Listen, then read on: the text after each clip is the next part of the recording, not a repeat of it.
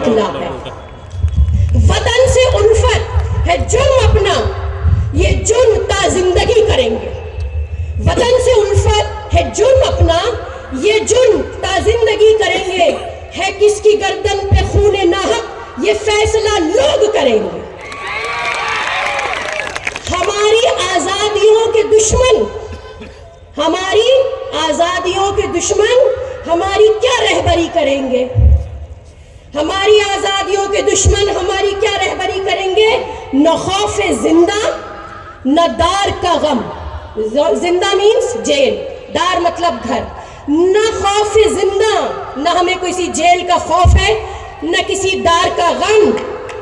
ये बात दोहरा रहे हैं हम कि आखिरी फैसला वो होगा जो सारी अवाम मिलकर करेंगे।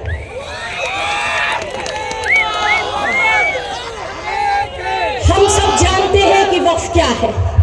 मुसलमान जो अपनी हलाल की कमाई से अल्लाह के नाम पे तोहफे में दे दे, वो वक्फ है। ये एक मुसलमान और उसके अल्लाह के बीच की मिल्कियत है। क्या इसमें किसी तीसरे को आने का या इंटरफियर करने का हक आप देंगे? तो मेरे साथ नारा लगाइए कि वक्फ बिल मंजूर नहीं।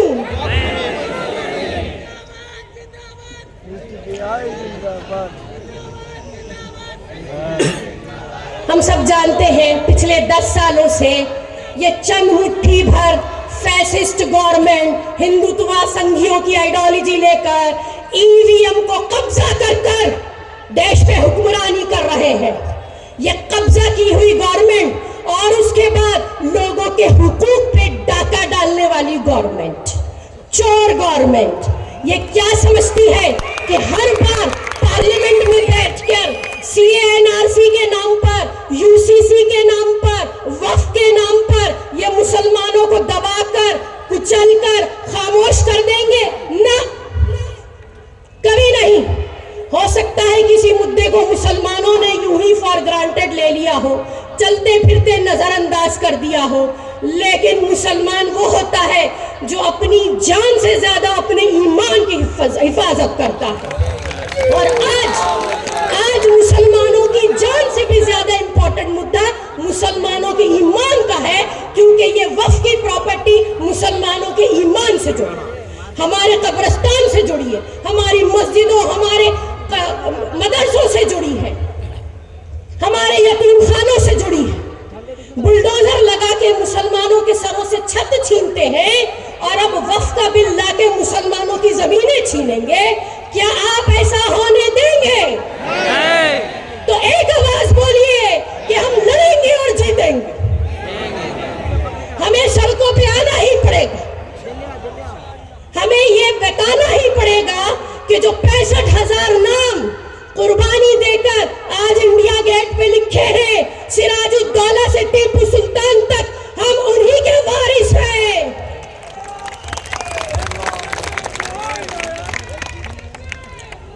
RSS का एजेंडा जो 100 साल से अंदर ही अंदर पक रहा था, आज बीजेपी के जरिए पार्लियामेंट में निकल के आ रहा है। ये जहर, ये नफरत और उसकी राजनीति जो इन्होंने खिचड़ी पकाई थी, आज बीजेपी को पार्लियामेंट में जिताकर करप्शन के जरिए ये उसे आज लोगों के ऊपर थोपने की कोशिश कर रहे हैं।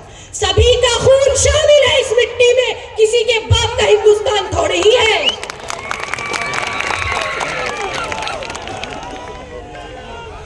मैं उन सेक्युलर माइंडेड पॉलिटिकल लीडर्स और सेक्युलर पार्टी से इस स्टेज से ये रिक्वेस्ट भी करना चाहूंगी, और रिक्वेस्ट से ज्यादा हम ये डिमांड करते हैं कि जब तुम मुसलमानों का वोट लेते हो, कुर्सी पे बैठकर मौज मारते हो, तो तुम्हारे को आज जिम्मेदारी बनती है कि जब मुसलमानों के सर पे बीजेपी के एजेंडे के थ्रू, ये बीजेपी का वक्फ बिल कोई एक कानून नहीं है, ये एजेंडा है, इसको समझने की कोशिश कीजिए।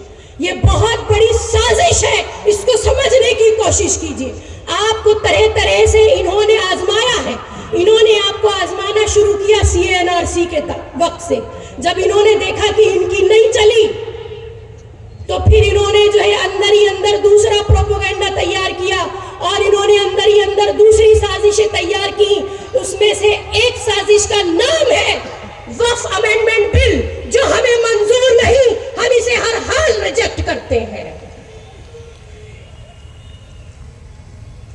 देखिए, ये सेक्युलर माइंडेड लीडर्स और ये सेक्युलर माइंडेड पार्टीज, इनको हर कीमत आज ये प्रूफ करना पड़ेगा कि जब इन्होंने आपका वोट खाया है तो इतनी आसानी से मुसलमान का वोट हजम नहीं होगा, इन्हें इसकी कीमत देनी पड़ेगी।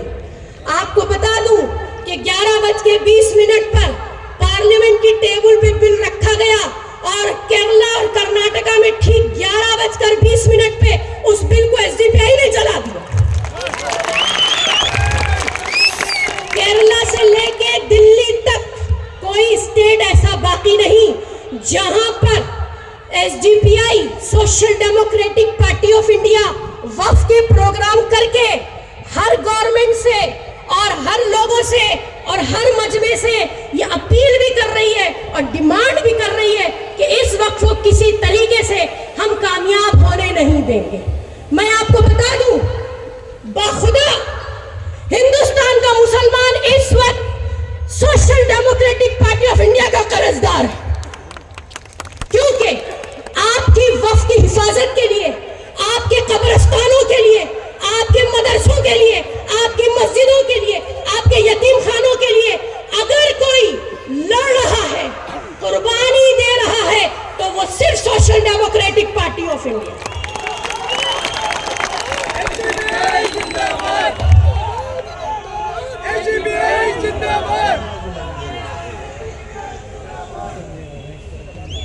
ये बीजेपी की एक खराब नीयत का नतीजा, एक बदनीयती के वक्फ को बिल की शक्ल देके एक्ट बनाकर पार्लियामेंट में पास करके फिर ये आपकी वक्फ की जमीनों को कैश करेंगे, फिर आगे चल के उन्हीं से इलेक्शन कमीशन के थ्रू फिर करप्शन करा के ईवीएम मशीनों पे कब्जा करके